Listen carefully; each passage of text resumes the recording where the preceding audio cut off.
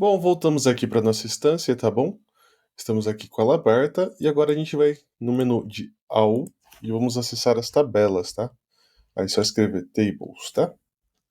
E daí vai estar em System Definition Tables. Vocês podem favoritar, se não tiver favoritado ainda, né? Dá um done aí e deixa lá nos favoritos.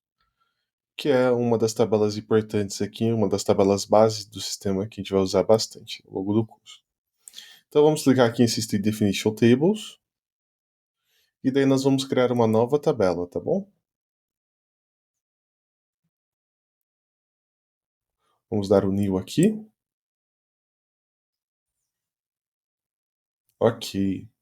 Então, para nós criarmos uma nova tabela, ele vai pedir algumas informações. Primeiro, qual que é o label dessa tabela? Eu vou escrever aqui dev now como label, tá? E vou deixar ele dar o nome. O padrão de aplicações globais, né, dentro do ServiceNow, para a gente identificar que ela é uma aplicação personalizada, é colocar esse U na frente, tanto no nome de tabela quanto no nome de campos. Então ele já coloca isso aqui automaticamente. Se eu estou em aplicações globais, tá? Se eu estou em aplicações escopadas, o escopo já está protegendo a gente. Mas vocês vão entender um pouco disso depois, tá bom? Eu vou criar aqui um módulo, tá? Com create new. A gente já vai entender o que é um módulo. E eu vou dar um save aqui, ó. Dá um save, tá bom? Clica com o menu de contexto com o botão direito e dá um save. Nossa tabela está criada, tá bom? Então a gente tem algumas coisas aqui, ó. Tem 3 abas: colunas, a primeira aba, e aqui a gente vê que ela já criou alguns campos, ó. Ou seja, colunas. Created by, created, sysid, updates, updated by e updated, né? Por que ela criou esses campos? Esses campos são campos que são criados em qualquer tabela do ServiceNow, que são as bases de um banco de dados, tá?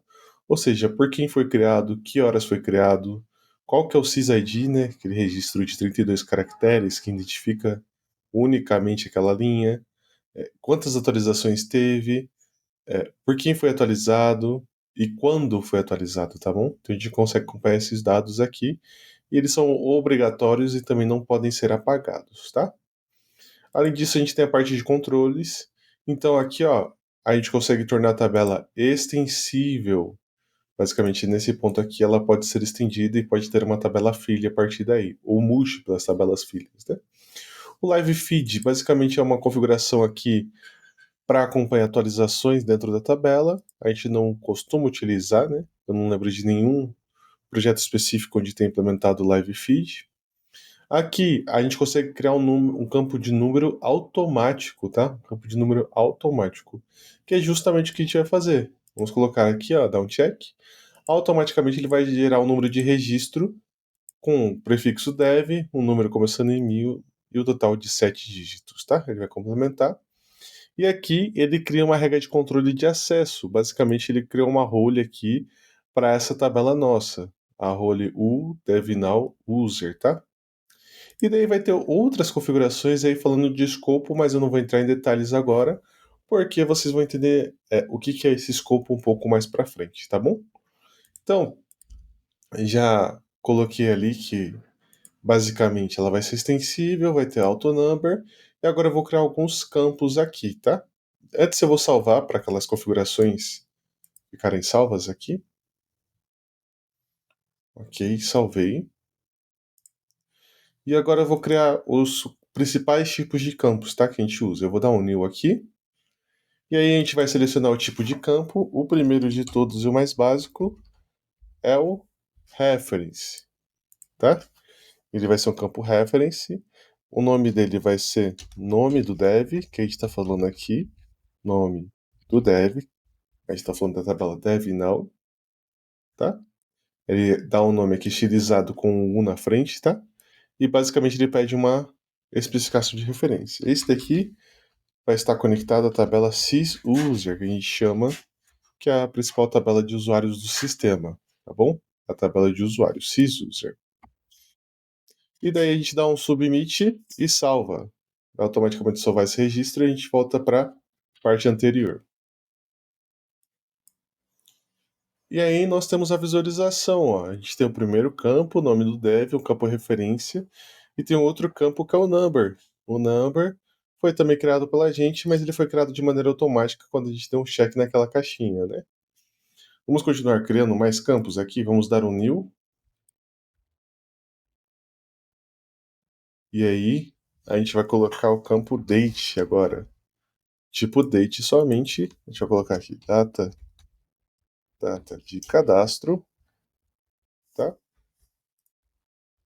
Ele automaticamente vai gerar. Ele não precisa de referência, vamos só dar um submit.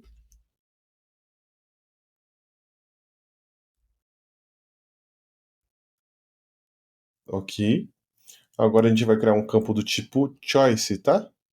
Tipo choice, a gente vai dar um new.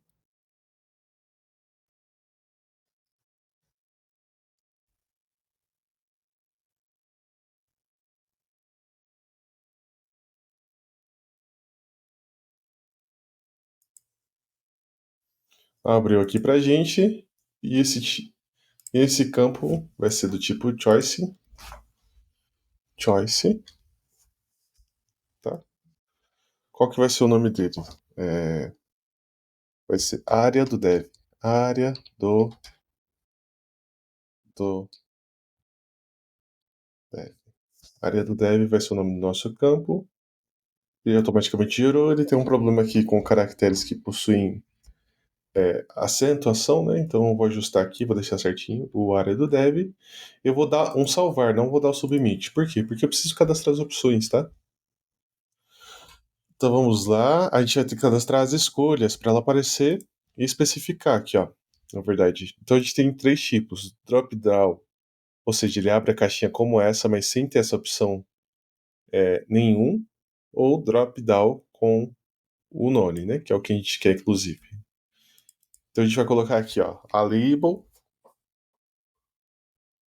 o valor e a sequência, tá? Então a label vai ser Salesforce, primeiro.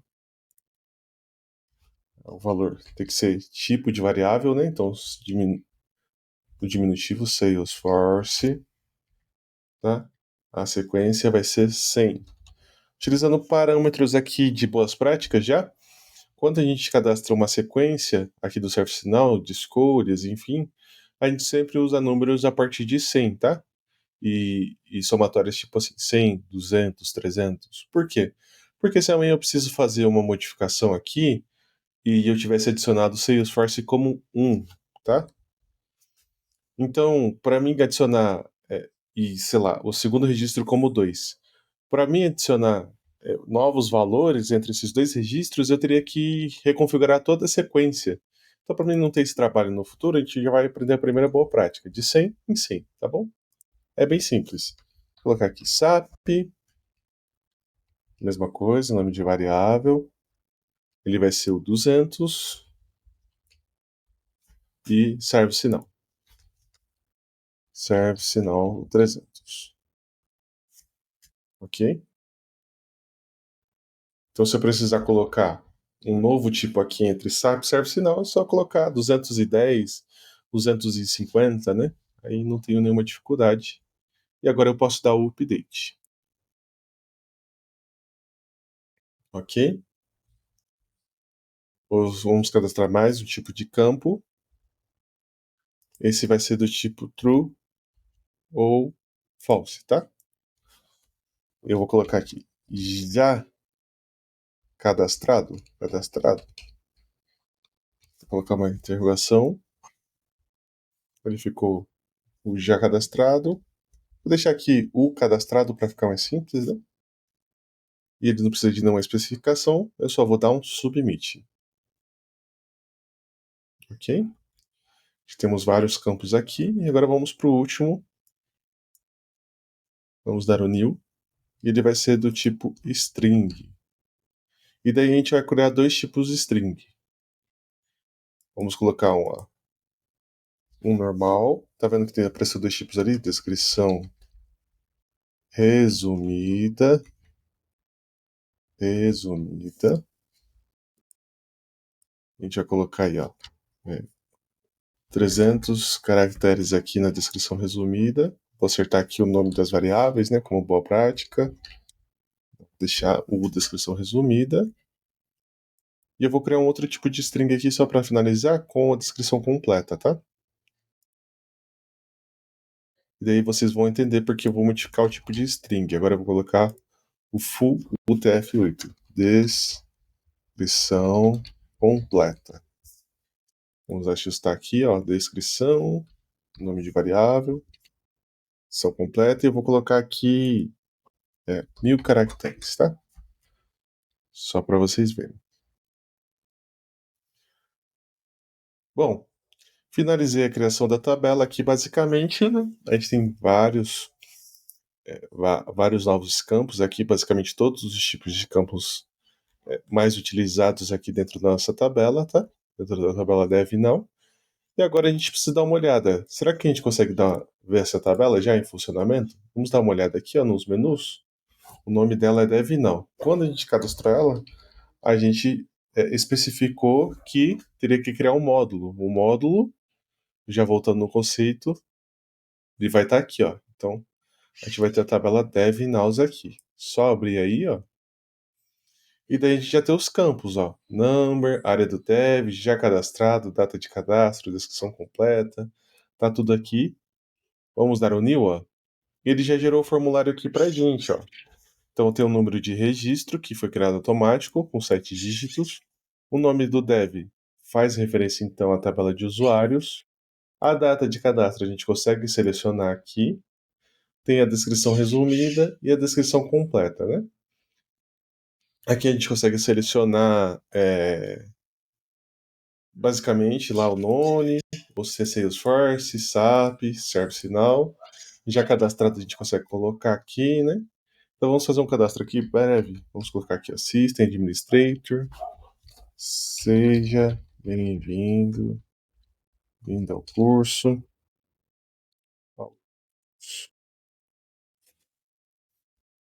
E aqui tem dá um aqui só.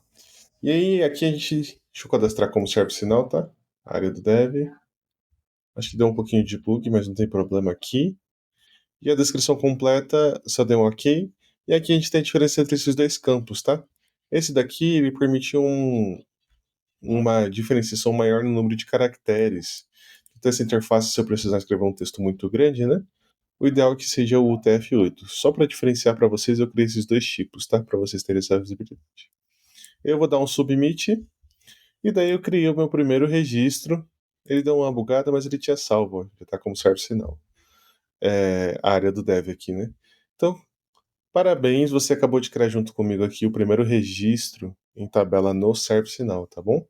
Essa é a ideia, basicamente, aqui, é que vocês tenham essa visibilidade de como criar. Agora a gente vai fazer uma outra coisa. Vamos lá, de novo, em tabelas, porque a gente vai criar mais uma tabela. System Definition, Tables, vocês já sabem, já deve estar no favorito, então ele aparece em primeiro lugar aqui. E a gente vai criar uma nova tabela. Essa tabela vai ser DevNow Task. Tá? Vou colocar Task em minúsculo para ficar mais adequado. DevNow Task. Só que dessa vez ela vai ser estendida para vocês entenderem o funcionamento da tabela Task, tá? Mesma coisa, eu vou colocar o autonumber aqui, vou trocar para task. Colocar aqui task, vai criar regra de acesso, né? Basicamente. E eu vou dar um save. Não vou submeter para não voltar para a página anterior. Vou dar um save. Opa, já deu um conflito aqui a respeito do autonumber, tá? Já existe. Então vamos colocar deve ter, tá? Deve ter. Pode ser aqui, ó. Para ficar o prefixo adequado. A gente salva. Acho que agora não tem nenhum problema em relação a isso. Ok. Então, agora a gente está com a tabela deve ter, só que olha a quantidade de campos agora. São 71 campos que a gente tem na tabela. Por quê? Porque que ela acabou herdando todos os campos da tabela Pi, que é da tabela Task. Quando a gente olha, vamos dar uma olhada, DevNow Task, né? DevNow Task já está criado aqui o módulo. Vamos abrir ela. tem vários campos, a prioridade, estado, atribuído, short description. Quando eu dou new, esses campos já estão aqui, ó, short description, work notice, atribuído a, enfim, tem toda essa dinâmica aqui, basicamente, né? Então, essa maneira que o comportamento, né, os principais campos, o que eu costumo mais utilizar, estão todos na tabela task, eu só preciso estender dela e puxar vários campos e aplicar o que eu vou usar. Se eu preciso realmente de uma tabela totalmente personalizada, eu crio a minha própria com os meus próprios campos, né? Eu posso colocá-la como extensível para se aplicar à minha realidade. Mas é interessante ter essa avaliação. Se você vai usar bastante campos aqui que já estão na task, né? O ideal é que você já faça a extensão a partir dela, tá bom?